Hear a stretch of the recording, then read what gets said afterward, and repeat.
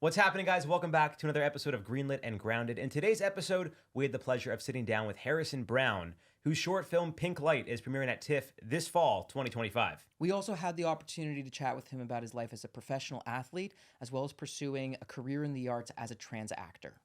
It's a great episode, guys. We really hope you enjoy it. And if you do, consider giving us a like on the videos, subscribing on YouTube, and giving us a 5-star rating on Spotify. It goes a long way. And enjoy. Yeah. Harrison Browne, thank you for joining us, man. Thanks for having me. Really appreciate it. I know you're busy with your film Pink Light that just got into TIFF. Congratulations. Yes, thank you. That's awesome. And I know it's a story that's near and dear to your heart. And you co-wrote it with your partner, Nicolette, correct? And I know that there's like the synopsis of it, but what can you tell us about the film in terms of what you're trying to say with it, what you're hoping people are going to walk away with it thinking? Nice. Yeah. I always, Nicolette's going to kill me. I always like flub this answer when people ask me that. Right. But for me, like, I just really wanted to see something that I wish I saw when I was younger. I just wanted to have representation for a trans character that just so happened to be trans, but the transness wasn't like the biggest thing about the character. And also exploring the world of athletics and the world of like athletics is just so binary. And I think a lot of people don't really take into account the conversation around trans men participating in sports. Like the biggest conversation is around trans women. Just to clarify, when you say it's so binary, you're talking specifically from the realm of gender. Yeah, gender binary. Okay, yeah. But for me, what I really just wanted was it was a love letter to my younger self. Like I just really wanted to gift, I couldn't really gift it to my younger self, but a younger person looking in. Yeah. Just, I wanted to show a vision of a future that was positive. And like, cause I remember the character is like 18 years old and I really wanted to show that version of myself that just felt really lost, really felt like really confused about what the future would look like, and just be like, this is what the future is. And yeah, I think it came together really well in the film. That's awesome. That's awesome. And we're gonna get into your life as an athlete as well, because that's a huge part of who you are and also what we want to talk about specifically. But when you bring up the concept of identity, obviously identity is like a huge element of this. And I can see that there's value in, if you're seeing that there's a kind of person that their story is always told from this one lens of they had this really not so great upbringing and they're constantly going through the same struggle, you're never seeing this person in a positive light. You're never seeing this person just living their life as a day-to-day human being. So when you start unpacking the concept of identity, how do you feel that that's translated into your life as an actor, as an artist? Do you feel it's either opened certain doors for you from, you know, a work and casting perspective, or it's hindered you in certain ways because now you're identifying as a specific thing? How do you view that? I think it's really changed over the course of my acting career. I've been acting for about 6 years now.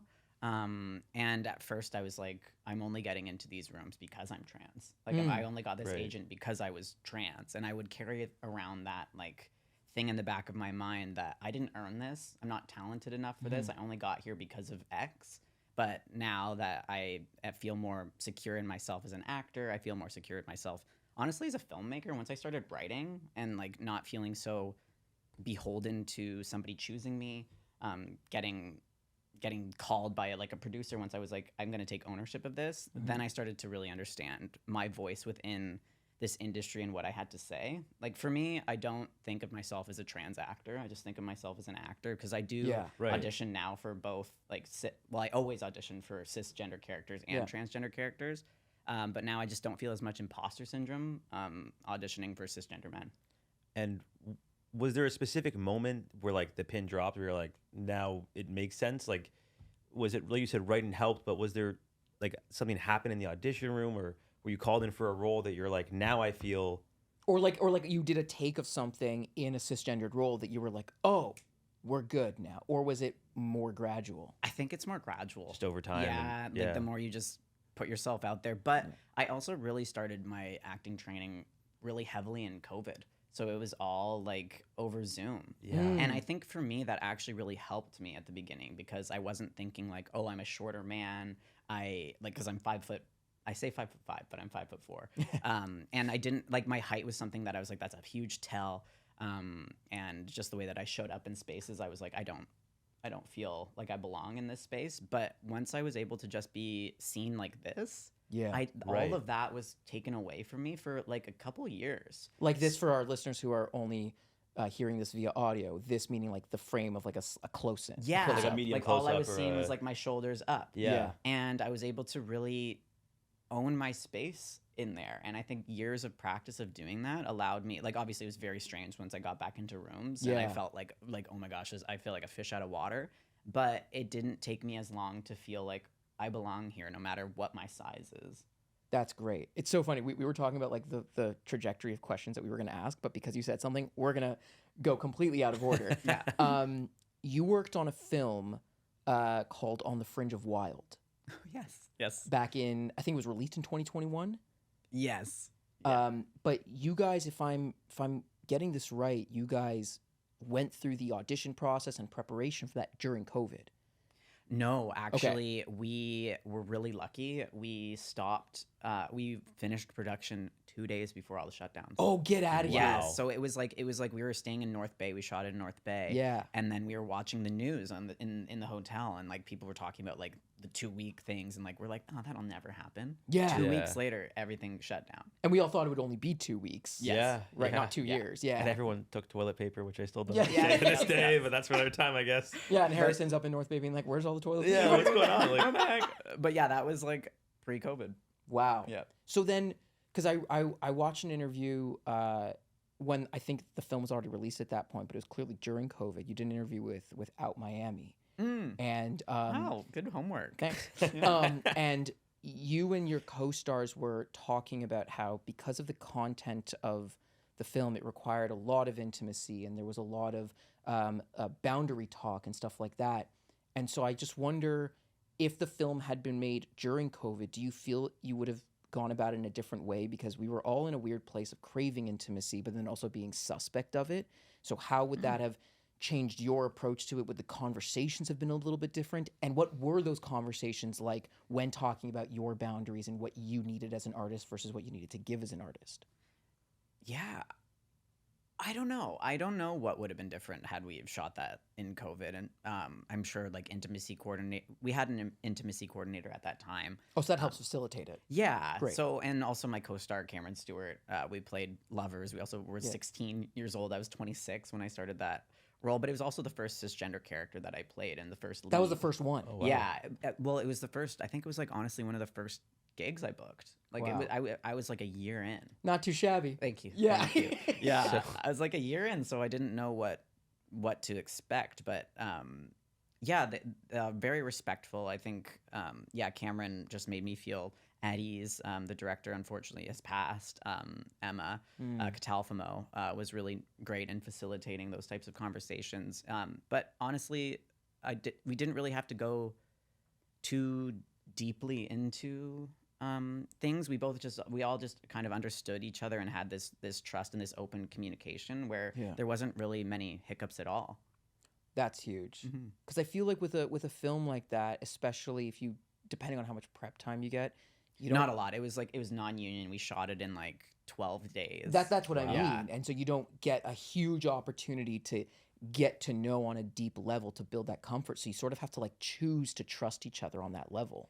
Yeah, and so it was my first experience, and obviously I was a hockey player before, and you just really bond with your teammates and sometimes your friends for life. And I had that same experience on the Fringe. Cameron also worked on Pink Light with me. Is also in Pink Light, like Michael Mello.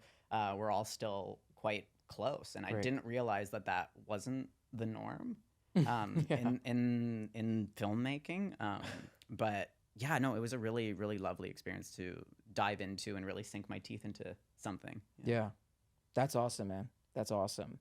And so when you bring someone like Cameron onto Pink Light, do you see that there's been a shift in your guys' dynamic working on another project, or is it just an extension of it? Because obviously you've grown as an artist and he's grown as an artist. How do you find yourselves meeting in the middle again years later? We've been in each other's lives like for the entire time. Okay. But I guess like this is us working together. He wasn't too. He didn't have like a huge role in the film. But we did have in the montage. There's a montage moment, and there's a montage where I needed to find a man to kiss, and I was like, "Oh, Cameron, do you want to just? We've already done this. We've done this." I was like, "What do you think about doing this with me?" And there was like an automatic like, "Yeah, if we need to do this for the film, yeah, like I trust you," and like it was just like an automatic familiarity, and like Nicolette was behind the monitor, directing that scene too, and it was just a really lovely experience to bring that trust that we gained in On the Fringe, and to have it in my first ever film was pretty special full circle moment. That's great. So you and Nicolette co-wrote Pink Light, and I know that some writers are very specific about here's the exact wording that I want you to use. And I think sometimes that's really important if your medium of storytelling includes the rhythm of language. But when you're writing something, especially with Nicolette, and then you then go to act it, are you the type of person that needs, in general, your writing to be that specific? Because I know you're very detail-oriented, and you're very... I've seen you in your work, both what I've seen of your work on screen as well as working with you in the various groups that we're involved in. You're very detail-oriented and very, like, rhythm. I sense a lot of rhythm in your work as well. So when you're writing it, do you take that into account? And then how does that shift when you then go to actually act it? Do you then take liberties with it? Yeah. Thank you for that. I think I'm definitely not like Aaron Sorkin where I'm like, we need to have this like, I really like to collaborate with my actors when they get to it. But the collaboration that Nicolette and I had, it's a great process where we say the scene out loud and I record it on my phone, and then we just kind of like talk to each other as we would as like the characters, like in your prep. Yes, Okay. and then I transcribe it. That's how I write the script. So It's very Good Will Hunting-esque of you. yes, yes it is. Yeah. So we worked that way, but bringing on the actors was really amazing. And like Donald McLean Jr. Played the frat boy that we wrote, and I really was like, make it your own. I want people to have this spontaneity because I find that those moments are really exciting. So there was some really amazing moments of improv that were really provocative in the film that we kept, and I'm really proud of how it shaped the script in a way that just made it different than on page, but added to it in a really great way. So I want to follow like a blueprint, but I want to leave it open. I think that's the same prep that I have like through sports and stuff. Like you practice, you train, but then when it comes to the game, you're like, let's just go for it. Just go. So I'm very much like take this as a suggestion and see what happens. And there's definitely some scenes and some takes that I was like, okay, that's enough. No Let's bueno. rein that Yeah. in. Like no more improv. Well, I was gonna say, because if you start Yeah. saying "make it your own," like that's a beautiful sentiment for any artist. But I feel like it's one of those phrases, sort of like being present and in the moment. Like, what does that mean? And so when you start telling people to make it their own, does making it their own? Do you worry that that ventures into it no longer being the thing that you wanted when you wrote the film or intended for the film? I think I just didn't have that stranglehold on it. Okay, great. For me, writing Pink Light, the star of the show is CJ Jackson of the PWHL, and it was their first time acting. And I really did not want them to feel handcuffed by words, because I knew that when I first started, saying words that weren't mine, that were on the page, was hard. Yeah. It felt like a little bit mechanical. Gotta get your mouth around it. Yeah, and like for me, that took a lot of training to be like, okay, I can make this my own, even though it's not what I would normally say. Yeah. And I just didn't want CJ to feel like they had to memorize words. They came totally prepared. Yeah. But I just didn't want them to feel trapped by it. I wanted them to feel free. Yeah. And they did say a lot of my words. And but it was but they also had these moments of like real inspiration that they said what they wanted to say. Just in the moment and just And so just see what sticks, and like spaghetti kind of thing, and like making it in the edit. Now that I realize how much, because we also edited it, which was crazy. So just to clarify, you wrote, directed, you produced, acted in it, and now you're editing it. Yes. Okay. I'm just making sure. It was great. wild. Yeah. But seeing that process, you can pick, you can choose, you can do things where I'm like, you don't have to be precious with these things. It becomes something so much greater when you're like, let's just see what happens. Yeah. But come prepared. Yeah. Yeah. And when you say come prepared, you mean that's got to exist more than just knowing your lines. Know the character's POV. Great. Yeah. Great. Because I feel like often, whether it's my work as a coach or a teacher in acting, people come in prepared insofar as they know their lines, but they haven't given a lot of thought into what this stuff means to them, what they're fighting for, what they're fighting against, what they're afraid of losing, what they're hoping to gain. Yeah. So that's great that you make that clarification. Well, and Scotty, CJ's character, is a Division I college hockey player. CJ was that. CJ is that. So I was like, you know what you're doing. Like, you don't really even need to prep.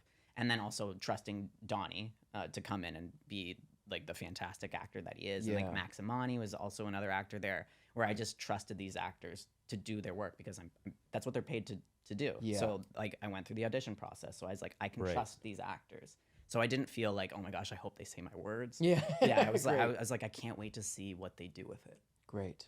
So to your point of trusting the actors, I'm assuming it makes your job a bit easier as a director because you kind of have that trust of, you know, they know the story. I don't have to be so hands-on. Or were you more hands-on in the directing sense of, you know, try to play more like this, play more like this? Like, did they grasp the characters from the get-go, or did you have to kind of guide them to a place based on how you wrote it to get it to where you wanted it to be? No, I think the audition process was so great that I was really lucky to see actors. Actually, we didn't audition Donnie. Karen Knox told me to just hire him, and I was like, okay, I saw him. Just I straight saw, offer. Yeah. I If love it. Karen Knox gives you that thumbs up, you're good. Yeah. I don't know Karen Knox, but I'm a fan of her work, and I plan on getting her on here at some point. Oh yeah. She no, doesn't know she's that yet. Yeah, but she's gonna a be here. rock star. Surprise, Karen. I hope you're watching. Yeah. Color Knox though. Surprise, No, Knox. yeah. But yeah, so I and then I saw his work in a Meisner class, and I was like, I like that vibe. Yeah. So I think like really just trusting like a vibe, but also yeah, they were malleable to my certain things. But for the most part, I really didn't have to do a lot of maneuvering, a lot of finagling. I just let the sparks fly, and they just really took off with it. I really was really lucky, I guess, in that. I'm sure I'm not sure what my next experience will be. For sure. But I was really lucky to be like, I don't really have to give too many notes, but I also wasn't really shooting for a perfect film. I was just like, let's get this real, raw, messy commentary on college life. Like college life is like really sweaty, gross, and Figured a lot of stuff beer out. fueled. And, Yeah. where they just had like all these one-liners and these zingers that I was like, this is amazing. This is but what it's also like. the writing that we wrote gave them a lot to work with. Yeah. We worked really hard on that script. Gotcha. So on that note, you know, you wrote it, you directed it, you produced it, you acted in it. Were you finding it hard at times to kind of switch hats in the middle of the production? You know, like literally going from behind the camera directing a scene, and then you're in the next scene, so now you got to focus Because on it can be overwhelming. 100%, and then also producing. Like one time, my buddy Robert and I produced a short film, and I was one of the main actors in it. And I remember talking to Robert, he was the director, and I was like, man, we got to worry about when people are going to eat lunch and stuff like that. And he's like, dude, you just got to focus on acting right now. Like, I'll take care of that. But I'm like, no, but this is what we have to do. So did you have moments where you were literally juggling all these different tasks or things that you had to do while also having to stay focused on the scene that was coming up that you were in, while also having to focus on the scene you were directing? Like, how did you manage all that? I had an amazing team. I think teamwork and being part of a team is second nature to me. And I knew my first experience, I was under no illusion that I would know certain things. I was like, okay, I don't know these things, but I can hire somebody that does.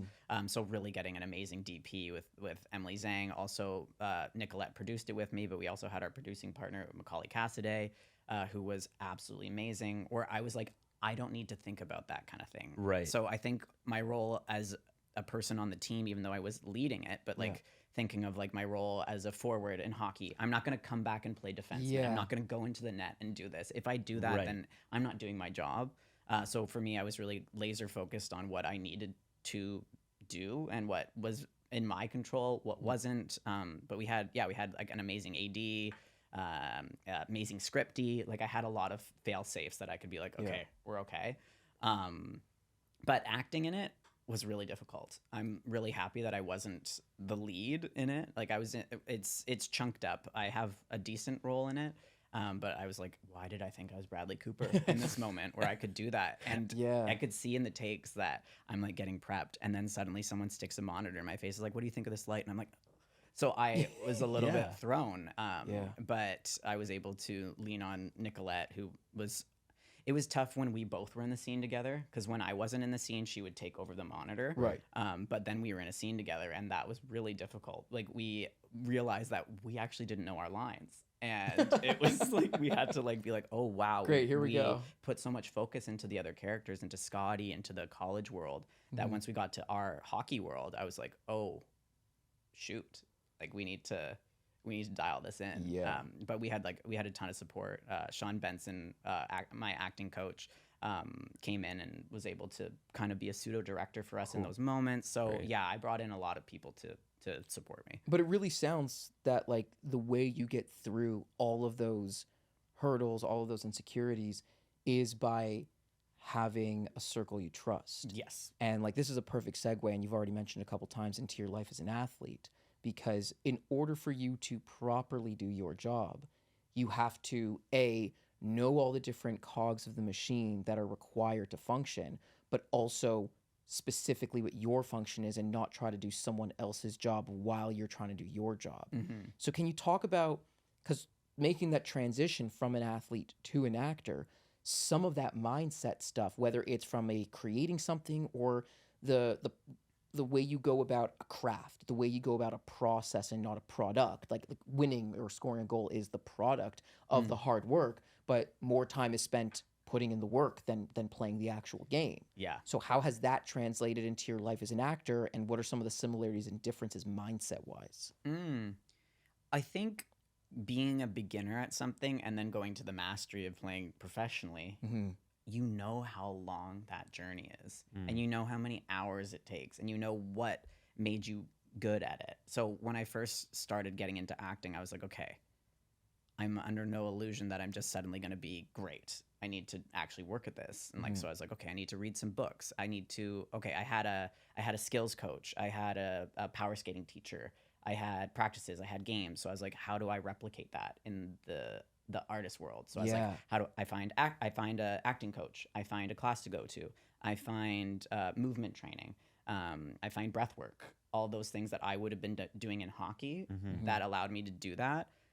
So that was my training as an actor, was how do I mirror this? And then also not holding myself to a crazy standard. Like if I thought that I was going to be Austin Matthews year 3 in hockey, I would have been crippled with anxiety. I would have been crippled with the pressure.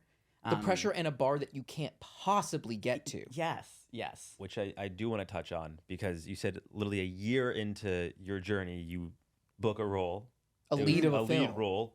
And the first film that you write gets into TIFF. So are you the Austin Matthews? So I'm just saying, like, I feel like the bar has been set pretty high for yourself right now. You're a hypocrite, Harrison. That's what we're getting. No, but Harrison, it's like, what I want to know now is, how do you manage expectations moving forward? That, you know, obviously you don't think every film you write is going to get to TIFF, which, look, I hope it does for your sake. That'd be incredible. What are you trying to say, Jared? I mean, I don't know. You don't think every film? You got to increase your writing, I guess is what I'm saying, man. Right? Like, you know, you're not as good of a writer. I'm just saying. Honest, man. Apparently. But that's why I'm not the guest. You know, that's why we're the host and we invite interesting people on here. I'm just trying to learn, man. But it's this, you know, and as actors, we know, like, the ebbs and flows of, you know, you don't book for a while and then you book something and you ride that wave for a day, a week, a month, however long it is, and then you come down and like the lows can be very low. So, you know, with these incredible achievements so early on into your career, how are you going to, and obviously you won't know until you do it, but moving forward, I guess, how are you going to manage expectations of, like, you know, I've put in the work and these great things happen, but I can't expect that to happen every single time, which I hope it does for you. I hope you have all the success in the world. You seem to be repeating that a lot. I'm not sure if I believe I just want to make sure. I don't come off as like an asshole. It's like, you're not going to be successful, you know, like, I'll show you. Yeah. Remember this. Fuel for my fire. No, like, I think I had ups and downs as an athlete. I had bad games. I had good games. Right. I got cut from teams. I made teams. And for me, I think there's honestly like I have this timeline in my mind that I'm like, okay, I'm year 5 into acting. Year 5, where was I in hockey? Okay, I made Team Ontario. I did this, or like I had like these small wins, and I'd be like, okay, those are the small wins that I could maybe have in this acting space. So what would be the equivalent of that? What would you equate year 5 getting into, Like, getting what are the into small TIFF? wins in acting? Well, getting into TIFF, yeah, true. That's a true. big That's fucking win. Yeah, that's a big one. that was but, huge. But even so, there are other wins, like I would say smaller wins than getting to TIFF. So what would be the equivalent? Yeah, to that? I think it's savoring those moments. I really savor moments. Like I love a champagne toast. I love like celebrating anything that I can because there's a lot of no's. There's a lot of I saw a lot of people really get jaded at the beginning that when I was talking to people and I was like, oh shoot, I really have to protect myself here. Yeah, that's huge. Yeah, but I think for me, like getting into the union, huge thing. Huge Yeah, win. I was like, this is great. Getting an like, agent. Yeah, getting I an was really agent. saying, like, getting an agent, that's a win that it takes a lot of people a long time to get with an agent. Yeah, but yeah, like getting your first credit, getting Yeah. those 3 credits. Yeah. The agency, I think getting callbacks, getting a director's callback. Like I don't get a ton of that stuff. Or getting seen by a casting director for the first time, Yeah. or starting to get seen for bigger roles than you're used to. Yes, Those are all those wins. different types being of brought back auditions. by the same casting director, Yeah. which we talk about all the Oh time. my God. Yes. Yeah. Yeah. And I'm great. Maybe you have a different feeling about this, but it's so weird when you get brought in for a project that you've been seen for sometimes 5 times, sometimes 10 times. And that's so lovely that the casting director obviously believes in you. Obviously Yeah. believes in your work ethic, your professionalism, because otherwise they wouldn't bring you in. But when you get brought in over and over again and you're just like, what else can I freaking do? And if it's audition number 8, 9, 10, 11. Yeah, it's the release of the control. And like it's so much easier said than done, but it's like Right. I can't control these things. And also getting into writing and getting into casting my own projects, like being like, this has nothing to do with how this person said this line or how good they were. It's all about the vibe, and just realizing that there's nothing you can do to control that, and showing up as yourself is the best way to do it. And like obviously there are better days than some, but having that mentality of like, I just have to be the best version of myself. I think that kind of released some things, and just making my own projects stopped me from like checking my email so much, being like, when's my next audition? Right. When did I God. hear back from this? I don't really do that. That's as a much. tough one. Yeah. Good for you. But there are days where I'm like earlier this year, I didn't have an audition for like a month or so, and I was like stressed out about it. What's happening? I was like, okay, what the heck? But then I was like, okay, I've got to write the feature.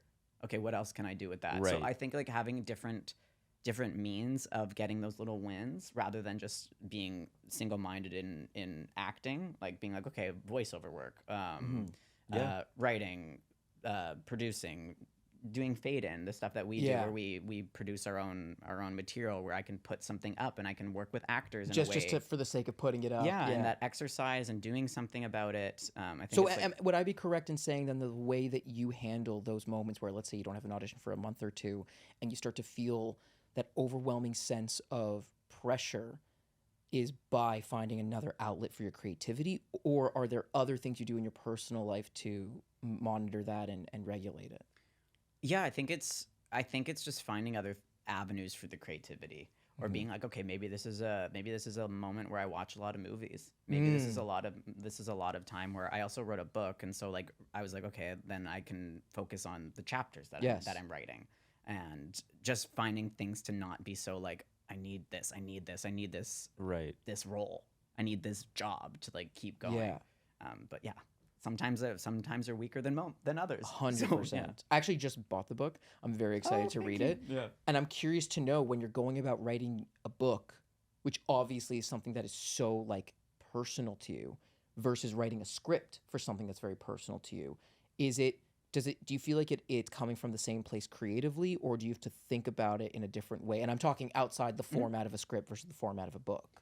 Yeah, I think it's all kind of the same. But the book, there was chapters where it is from my POV, and I do share stuff about my life more personally. Yeah. But I wrote it with my sister as well. This is talking about collaboration, who's an investigative journalist, where we have an overall landscape of trans athletes and what's going on over the world. So it feels a bit different, a bit removed, but I'm also telling somebody else's story. We heard from other people, we disseminated interviews that we had, and we wrote their life story. So that was actually something that showed me that I can write more than just my own story.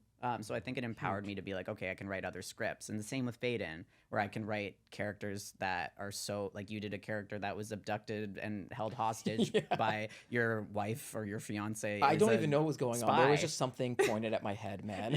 Yeah. Where I was like, okay, I can explore different lives. I can explore different avenues that are beyond me, and I think that that's what we all want to do as actors.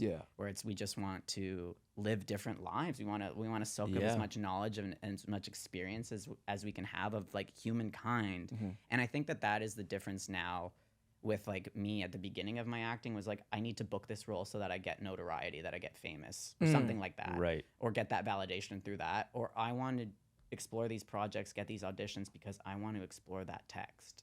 So I think it's that different mindset that has allowed it to feel different.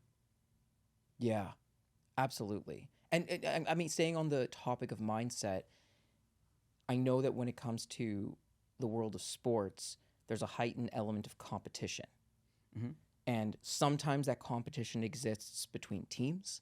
Sometimes that competition, even on a same team, can exist between players. Especially as players are trying to like get better and move up ranks, and sometimes it's an internal sense of competition. And so, do you find that that's either a direct translation to, or do you find a sense of competition in your life as an artist, as an actor, in going up against other actors for similar parts, or even when you're submitting a film to festivals like TIFF that you know you're going up against other things?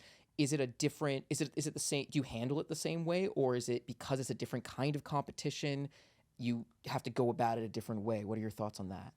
I think you have to go about it a different type of way, but there also is similarities. But I just think it's a lot more subjective. What are some of the similarities? Well, definitely like bringing up the competition of film festivals and me thinking, okay, my project is, I don't want to think about it as a trans film, but my project is a trans film. What other trans short films did I see last year? Where did they go?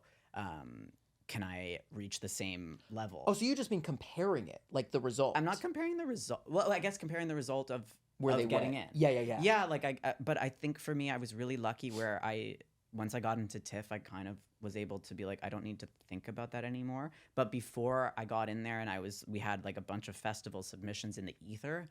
Yeah, I was like, oh my gosh, like, I hope I get into where this trans film got into. Yeah. Like, there is an aspect of competition. But then once I got into the festival that I dreamt of, I could really kind of release that in a way where I didn't really care as much. Yeah.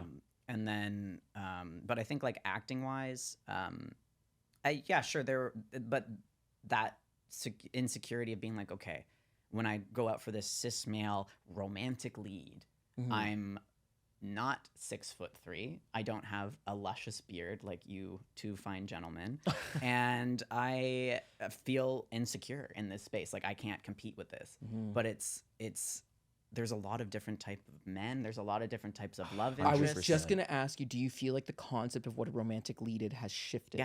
Yes. Where like, and I think there's more eclectic representation within films now. We're not seeing the strikingly handsome man all the time get the girl. You're seeing like the quirky guy. You're seeing the short guy. You're seeing like the nice guy win. And it's like really nice to see those. Do I ever see the nice guy winning? I think so. I don't know. I think so. Maybe. Yeah. I hope so. Like, yeah. I'm a hopeless romantic, so like. Me as well. Yeah. But I'm not. I hate romance. I know. No, it sucks. It sucks. For all of our listeners, something you know about Jared is he hates romance. Fuck you and your love. But yeah, it's just seeing different types of men on screen, and also like hearing from my friends like about their insecurities. My cis male friends talk about like that they dyed their beard with Just for Men, and I'm like, oh, I could do that with my mustache. Yeah. So I started doing that and like doing little things that I felt that I was the only insecure one about that. But So everybody good. has so many insecurities, and in there's this just industry especially. yeah. And there's just so many different types of people and so many different types of roles, and it's not a competition between two people for a role. It's the vibe, and that's what it is. So, you have a You go. So okay, so when you say the vibe, Yeah. Yeah, I've said it so many times. Yeah. No, I but want to. we're on the same wavelength. I there, want to man. just. I want to get deeper into that. Yeah. What is the vibe? Is it, I went to acting school, and one of the things they said to us was like, your slate is so important because that's how they're going to know the type of person you are and if they want to work with you. But That's you something they also said went. to When us. did you go to school there though? Because that was a while ago, man. I really don't want to. You don't age yourself. I don't want to age but myself here. The point no, is, no, it was well in 20. It was in 2015. It was That's 10, what I mean. 10 It was years well- ago. I graduated well 10 years pre-COVID. ago. I know I'm old as fuck. I also graduated in 2015. So then you're also old as fuck. I graduated before leaving. 2015. So you're like really old as fuck. I may as well retire at this point. I may as well call it quits. I may as well just lie down. I mean, that's the beauty of the industry, man. Like there is no That's true. 65 and you retire. I Like, should start going up for those senior roles. That's you true. should. You Yeah. should start competing with like Sam Jackson. Yeah, and Morgan Freeman. Exactly. Yeah, he and I were just chatting. You know. Anyway, sorry. Go ahead. Continue. So yeah, I want to unpack that. Like it's your vibe. Is it you see someone portraying a character and you're like, that's who I had in mind when I was writing this, or is it they seem like they'd be fun on set. They seem like they have a good understanding of this character, but they also seem like a genuine person. Like when you say the vibe, I just really want to unpack what exactly that means. Yeah. It's for myself, I've only casted things that I've written. So obviously when you write something, you have a vision Of course. of what that person is. And it's not like this concrete thing, but I'm like, okay, this is the flavor of this person. This is how I think that they would behave in the world. And then I'm like, I'm going to see it. I'm going to know it when I see it. It's Right. Trusting that instinct. And for me, there were two characters for Riley. There were two actors that I was like, oh, that fits. But everyone else, I was like, it doesn't fit. I can't put a thing on that. So, and I just want to clarify: were these all self tapes or they in person auditions? All self tapes. Okay. Yes. So on that note, I didn't look at the slate. I never looked at their slate. well, no, slate I don't care about. But on that note, I find it's interesting with self tapes because when you go into the room, you do an audition, and then the casting director, the director could be like, "That was great, but the character's actually more like this. So can you portray it this way for us?" Like you have a collaboration session. You could- you they have an kinda- opportunity to get a note versus a self tape where you don't get that option. We did Zoom callbacks. right. Yeah. Okay, but I'm saying even prior to the callback, Yeah. you were just seeing people's interpretation of what they thought this character was or how they feel they should portray it, or we've talked about this before, what they think you'd want the character to be like, so that's how they're trying to play it, whatever Yeah. that may be. But yeah, I just find it interesting, I guess, not having that collaboration like you would have in the room until you do a Zoom callback. And that's why I think self-tapes have always kind of put, I don't want to say actors at a disadvantage, 'cause I know people say, oh, I do a bunch of takes now and it's so much better and it's not much pressure, and I know you feel a way about that. I have feelings about that, but you keep going. We'll unpack it.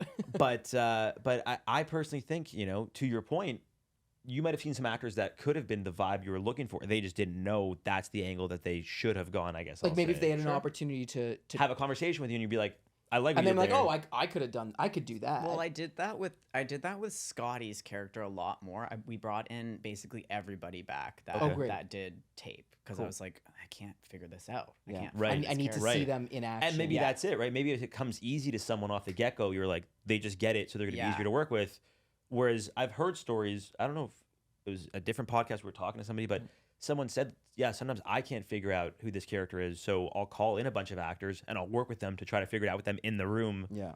in that Yeah. moment. Like, I think for me it was like a bit of both of that, but like I just knew I needed somebody that had a hockey vibe. I knew I needed somebody that just appeared as a queer hockey player, and that's a certain type of person. Oh, Yeah. please, as Yeah. someone who is not queer and not a hockey player who can't Yeah, skate. you would not be Scotty for sure. No, but jokes aside, Yeah.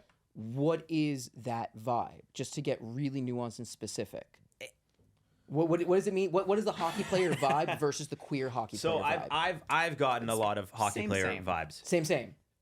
So People all, think- all hockey players come off as But also queer male hockey players are different than female hockey players. Okay. And the way that female hockey players or people that play in the female space carry themselves. It's a different type of like in their body or just in like the energy they exude. yeah, and the Just types their of vibe. words that their vibe, just the type of words that they say, the things that light them up. It's just I wish I had more of an eloquent answer. No, but it's okay.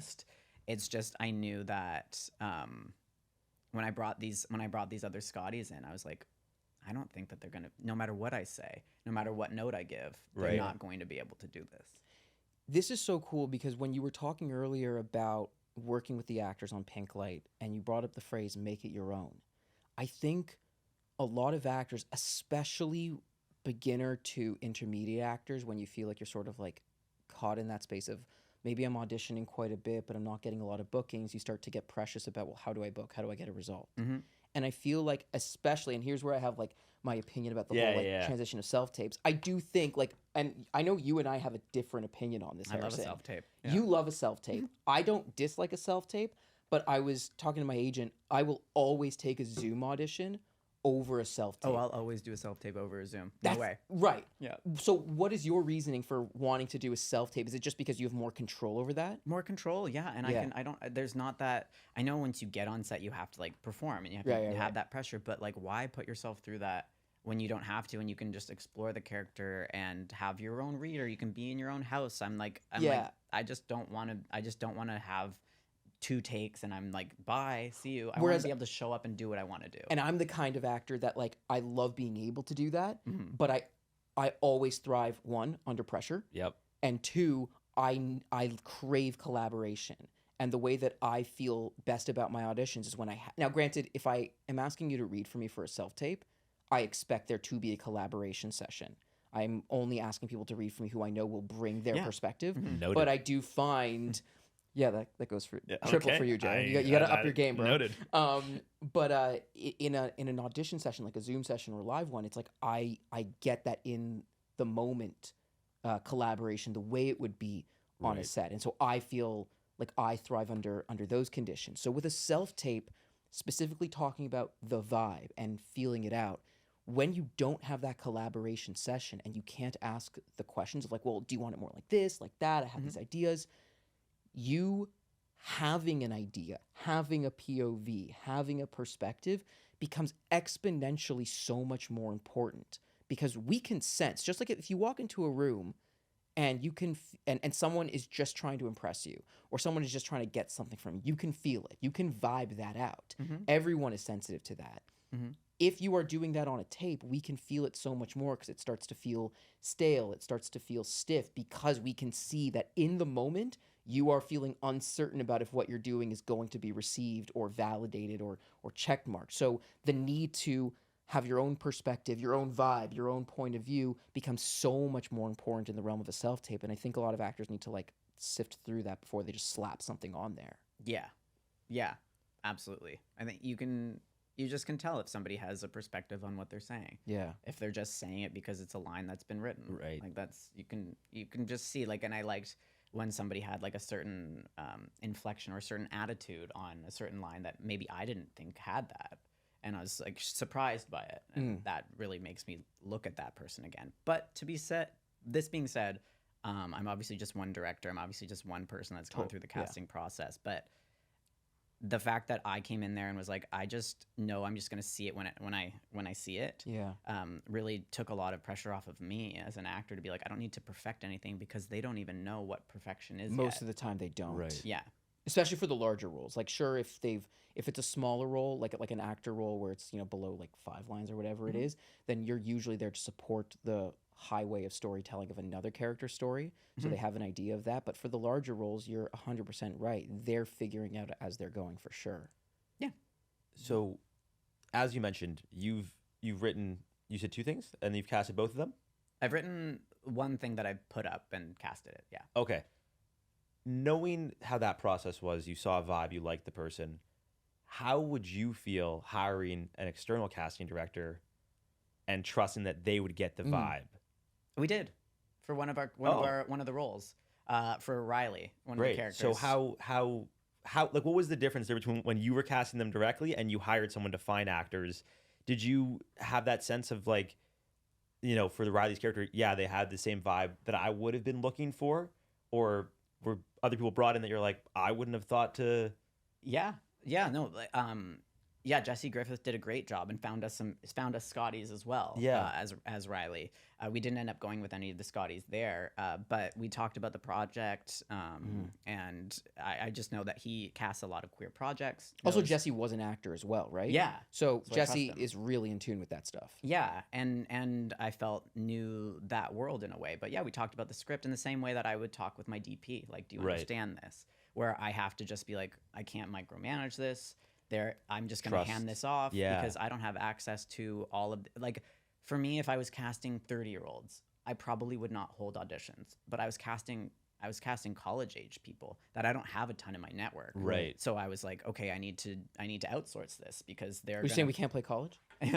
I mean, I just had an audition for. Yeah. I That's just exactly what I'm saying, Daniel. Thank you. I just went out for an audition for a 40-year-old apparently. So That's true. apparently I can't fucking play college. Honestly, it's Yeah. like the moment you turn 30, it's like, well, now that you're 30, you can play 40. Someone It's like we literally, think. someone literally sent me a message, like replying to my story. 'Cause I posted Yeah. a story being like, "When you're 31, we get auditions for 40-year-olds," and they're Yeah. like, "I feel like the industry does not have any roles for 30-year-olds. It's like you either audition for like Yeah. 25 or 40." Early 30s is that weird transition. Yeah, like, and I'm just like, okay, but there are like young lawyers and doctors and accountants who are Or 30 like years all old. of my friends who are You know what doctors, I lawyers, and mean? Like- accountants. Yeah. Like, Yeah. we exist. We're human beings. We're here. You know? Same goes on the female side. There's a lot of people that are like, Exactly. Young- it's either college or you're young mom, right? Or you're invisible. Yeah. I would even say it's even more stark on the female Yeah, side. Like exactly. the, Yeah. the imagery that has been portrayed up until a certain year, I don't know exactly what the year is, of like what a young woman is versus what a young mom is versus what more established profession. It's just these like stark Yeah. images, these stark feelings, and there's just like no middle ground, and it takes out the human existence of those very important developmental years of when these women are figuring out these parts of their lives. I think that's super important as well. Mm-hmm. Yeah.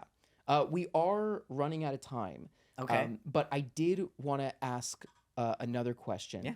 Because I'd love to know what inspires you. From an artistic perspective, what are some of the movies you've seen?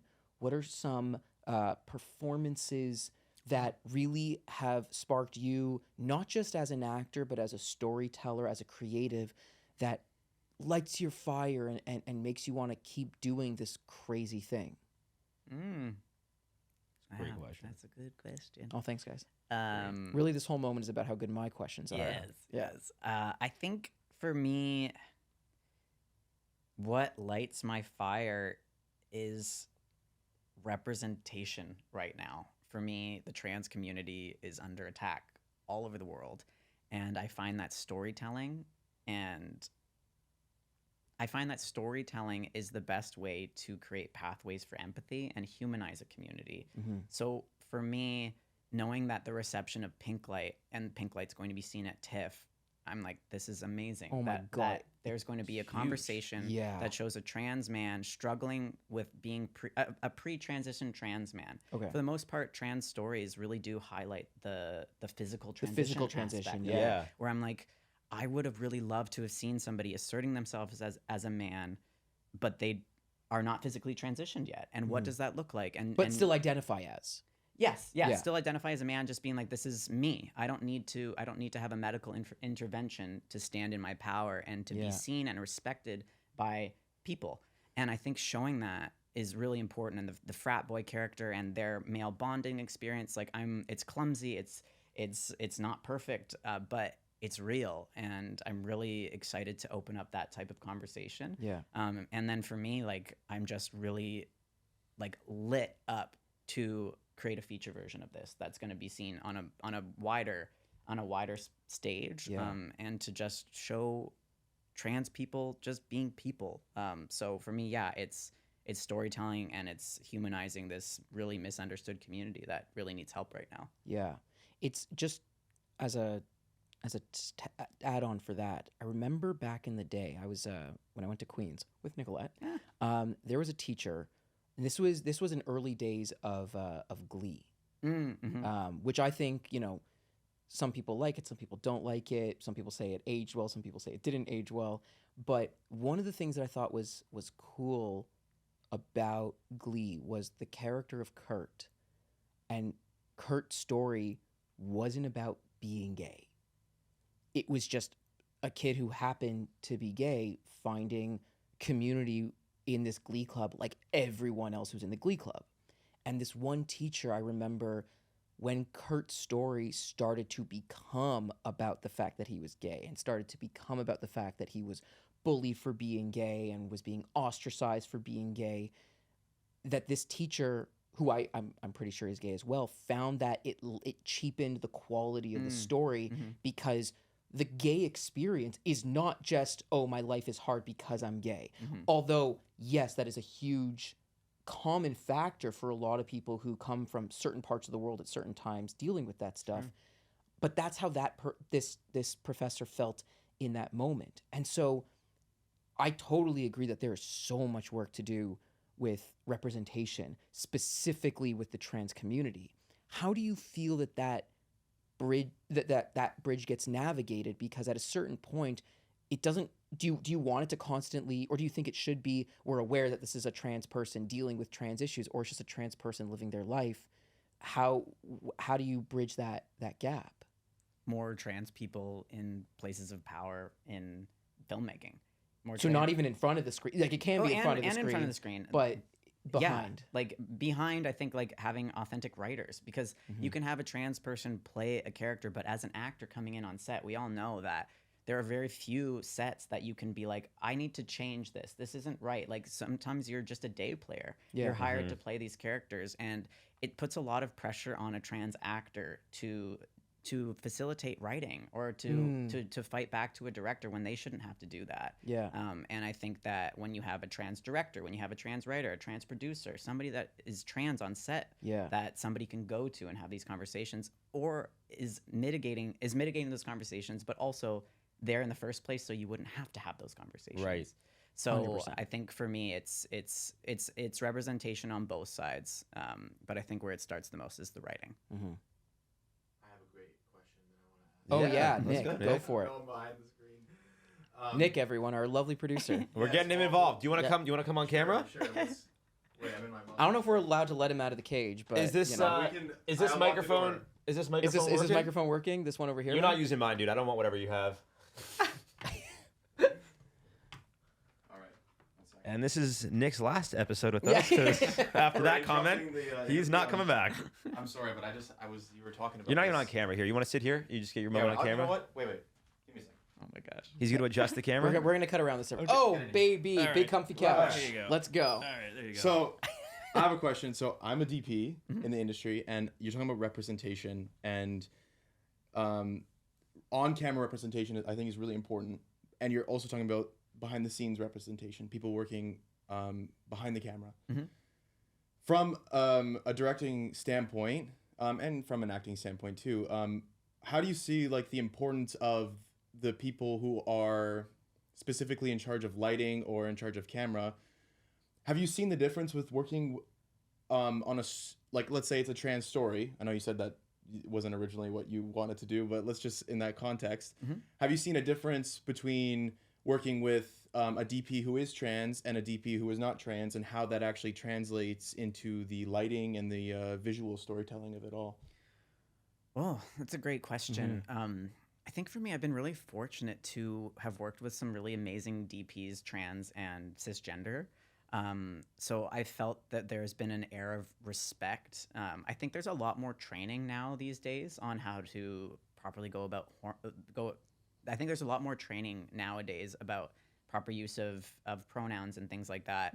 But I also don't want to discredit the people that have had bad experiences. For me, I haven't really been able to tell a huge amount of difference because I think I've been just surrounded by really amazing people. But for me, the DP for Pinklight, we interviewed a lot of DPs that were really interested in shooting this project. And for me, we went with Emily Zhang, who's a trans woman, and she used to be a cyclist and had to stop participating in her sport because she started to physically transition. Oh, wow. Okay. And when she told me that, I was like, let's go. You are going to tell this story in such a lovely way. And there were intimate scenes. There's intimate scenes in the film. And I felt totally safe, and I felt safe trusting this person with my actors to be respectful and to also know that I didn't have to have I didn't have to train her. She knows what that is to be in your body in a certain type of way, and to be respected and called the right name, called the right pronouns. So for me, my set was like filled with so many trans people. So I think it was really lovely. But yeah, I also haven't really dealt with DPs in a lot of different intimate scenarios. And every intimate scenario that I've had has been really great. So I can't speak to bad experiences. Fair enough. Yeah. That's a really good thing. Yeah. I'm glad. Hopefully that will always be the case. Yeah. I hope so, but it's definitely not. But I think it's really great for you to even be asking those questions, and it's great for people to even be cognizant. I don't know what it would do with lighting, but I think it's just a way that you are around people and share space with people. Well, I think the reason I wanted to ask the question. into I'm the not done. Thought you were. dude. Jeez, my God. Yeah, I want to. I think the reason I wanted to ask a question is I feel like the stigma around hiring LGBTQ plus people on set is, I think we're seeing some backlash on the other side of it where people are like, well, people should hire me because of my talent, not because of my, my gender or my preferred sex or whatever, or however I identify.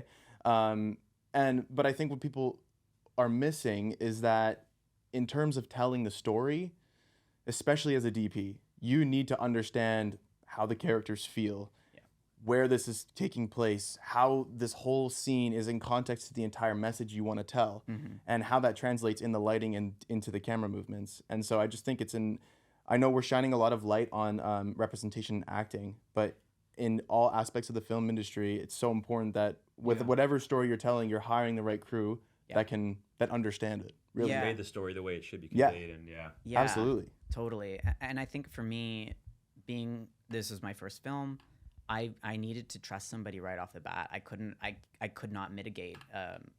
I could, but I didn't want that to be part of the project of having to mitigate an awkward situation. I just wanted to know that this person understood the thing, because DPs and directors are sometimes the only two people, or the sound person as well, are the only like three people in a room, especially in an when doing an intimate scene. Yeah, where you really need to have that collaborative and safe feeling. So for me, I really went with somebody that I would feel safe with, and also the talent does also go into it. You need to be talented. You need to be good at your job. Emily was like mentored by the Euphoria team. Like this film looks unreal. Yeah, that's pretty good. Yeah. and it just so happened that she was an amazing trans person, and amazing respectful collaborator. Shout out! I would love to get Emily on here at some point, because that sounds like such a unique perspective.